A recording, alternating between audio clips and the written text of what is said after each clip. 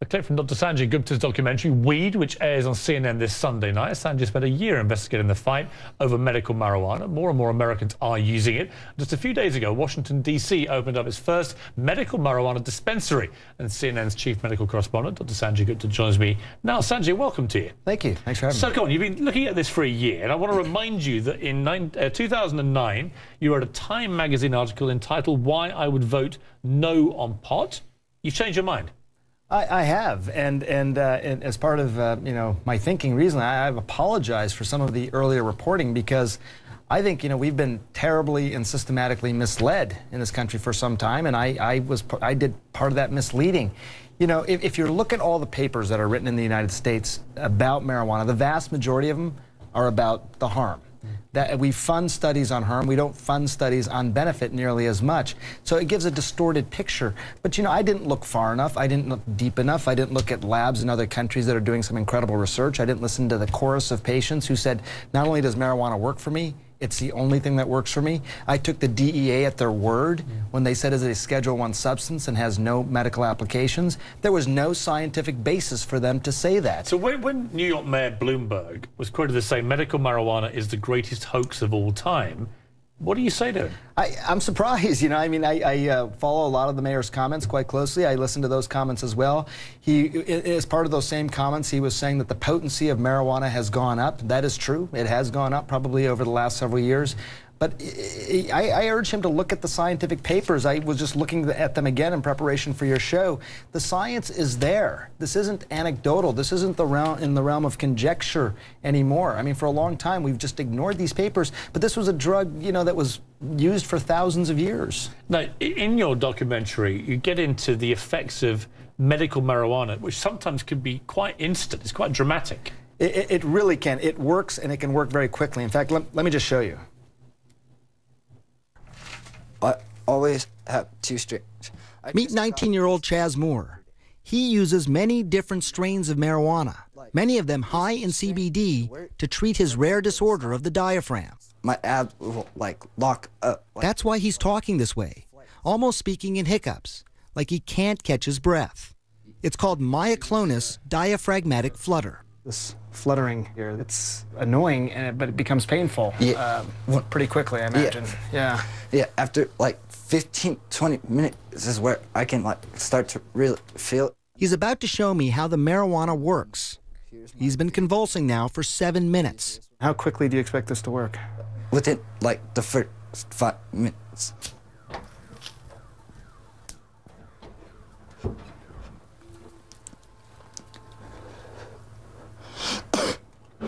And I'm done. That's it? That's it. It was actually less than a minute. Depending on the attack in the day. I mean, that is pretty extraordinary. He was on so many different meds, Piers. It was a table full of meds that doctors had prescribed for him for this condition, including OxyContin, Valium. Any of those medications in too high a dose could have been really problematic, and they didn't work. I mean, look, the proof is becoming increasingly clear, I think, if you look for it. Let's take a short break. When we come back, we're going to make things a bit lively, Sanjay. We're going to bring in Howard Samuels, the CEO of the Hills Treatment. Now, you and he have clashed horns before. We're going to do it again after the break because he does not agree with you, and he's going to be quite forceful about it. Let's get to that after the break. The medical marijuana controversy rages on in America. Should it be legal or not? Let's debate it. Back with us now is Dr. Sanjay Gupta. Also joining us is Howard Samuels, who's a former addict turned founder of the Hills Treatment Center for Drug and Alcohol Rehabilitation. Howard Samuels, we've spoken before about this. You feel very strongly from your own experiences as a personal addict and treating other addicts that it's a real gateway drug, marijuana, and we should not be encouraging it to be legalized. Well, absolutely. I mean, I think that the doctor has a very good point that for medical purposes, marijuana can be very, very useful.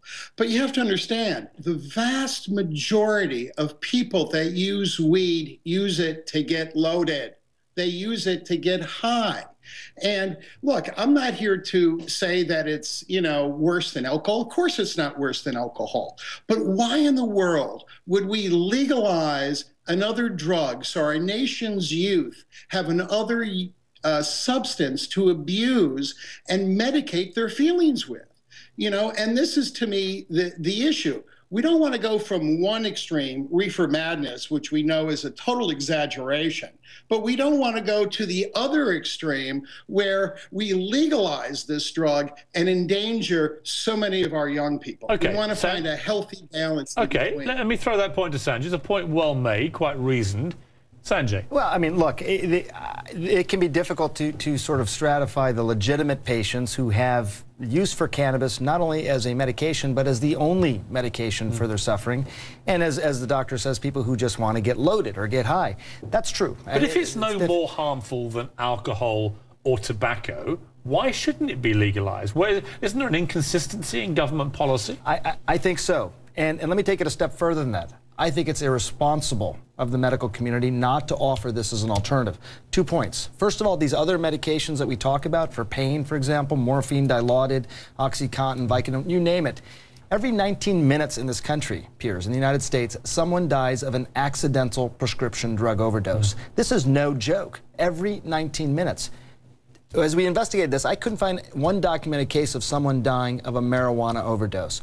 We also know that for some situations like neuropathic pain, which is that lancinating, terrible pain people can get in their limbs or extremities, sometimes marijuana is the only thing that can actually work. I've known someone with cancer who used it and it had huge beneficial effects. I mean, my point to you, Howard Samuels, is this, is that I'm going to make a shocking revelation here. I've tried cannabis when I was a younger lad, and I've also had to have Vicodin when I broke some ribs falling off, embarrassingly, a Segway in Santa Monica. And I can tell you that it was the Vicodin, which I was prescribed by my doctor, which gave me a massively higher high than the cannabis ever did. I couldn't see the logic between making the Vicodin a legally prescribed drug and making cannabis this demonized drug. Explain to me the difference. Well, I have to agree with you. I mean, I have no disagreement with that. I mean, I don't have an issue with marijuana being used for certain pain things. I mean, of course it's safer than Vicodin. I mean, I've had patients die off Vicodin. I've never had anybody die off marijuana, but I have had people come to me, hundreds of people that I've had to treat that have addiction to marijuana, that have serious emotional side effects as a result of that. So I think the issue here is, you know, being able to decriminalize marijuana without question, but not making it legal. But let me ask you this then. Let me ask you this then.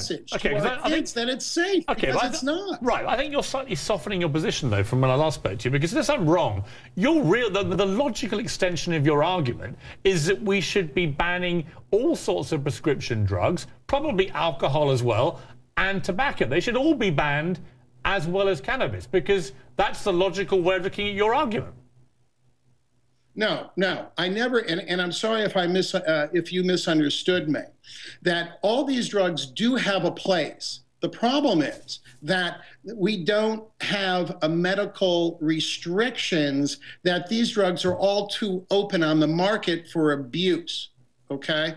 Marijuana needs to be a controlled substance, not legalized where we have commercials and we're sort of, you know, the corporations are talking about which drug to get loaded on. You know, marijuana this, marijuana that. Okay. That's what I'm talking about. Okay. Let me get to Sanjay. We have to come up with a different concept. Okay. Other than legalized or not. Let me go back to Sanjay. Let me ask you, Sanjay. I've made my stunning confession. I tried a bit of cannabis when I was younger. Have you tried it? I have tried it. And what effect did it have on you compared to, say, drinking alcohol or whatever? Well, you know, the irony is in some ways, because I've worked on this documentary, it was a while ago that I tried this. I didn't particularly care for it, actually. It made me kind of anxious, and it wasn't a very pleasant feeling, I think. And I talked to a lot of people who've had similar sort of experiences. But from a medicinal standpoint, this idea that it can provide something that isn't already provided, I think the doctor, you know, he's sort of saying you're going to see ads for it, making it sound like it's some over-the-counter drug that everyone can buy. Right now it's listed as the most dangerous substance. It's in the category of most dangerous substances in America. I think. The addiction is possibly real, about 9%. Put it in context, cocaine is about 20%. That's actually considered less dangerous than marijuana. Alcohol has a higher rate of addiction. Smoking, 30%, and that leads to far more deaths than marijuana. So I just don't quite understand the moral equivalence that the doctor is making here. Right. Howard Samuels, it's always good to talk to you. Well, let me final word to you, Howard Samuels. I'm not saying marijuana is more dangerous than cocaine. Of course it's not. You know, the U.S. government is saying that. I am saying, though, that marijuana should not be legalized because it is harmful to the emotional state of people have long-term exposure to it. And I've seen that. And anybody in the treatment field is going to tell you the same thing. But isn't that, Howard Samuels, let me jump in. Let me jump in. Isn't that also true, though, of so many other things? I mean, isn't it true of alcohol, tobacco, Vicodin, and everything else? Is that you will have a percentage of people. You have a percentage of people. So, but the solution. But here's the point that Sanjay is making: is there has to be surely a consistency. It's not to legalize it. Right, but we're doing the same thing. We're giving more people an opportunity to get loaded. Why do we want to support that?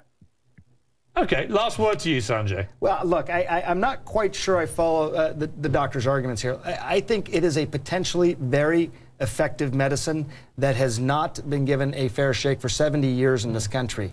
I think it can treat things that other medicines that exist now that are far more dangerous, far more toxic, lead to far more deaths, cannot treat. It's bizarre to me, quite frankly. I think it's inhumane to these patients who can't get this treatment. I met patients in Colorado who can get treatment, but they can never leave their state. It's ridiculous. And the doctor, I think, maybe he would agree with me, maybe he won't, I'm not sure. I don't understand his position, but it is irresponsible, I think, of the medical community not to have this as an option. I have children. I don't want them getting loaded, as he says, on this stuff either. That's not the point. Right. The point is that we're trying to help take care of people, and we should not take marijuana off the table as an option here. Sanjay, got to leave it there. Good to talk to you. And I totally agree with you. But we shouldn't legalize it so our kids have an option to get loaded on a daily basis. You've made your point. Okay. You've made your point, sir, very loudly and clearly. It's a debate that will carry on raging because Americans are talking about this up and down the country, and more states are beginning to legalize it for medicinal reasons. Anyway, Sanjay's documentary Weed airs this Sunday at 8 p.m. on CNN.